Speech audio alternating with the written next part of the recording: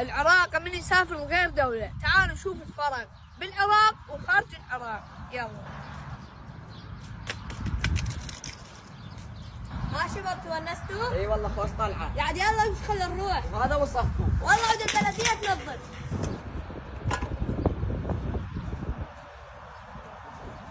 الله شو وقت تصير عندنا هيك اماكن نظيفه بالعراق؟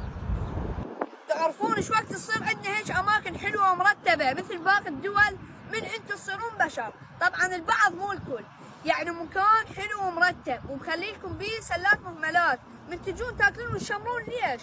يا اخي اترك المكان كما تحب ان تراه. هيك اماكن نظيفه ومرتبه تعكس صوره حلوه لبلدك ولمحافظتك، بس ويا من تحكي ماك فايده.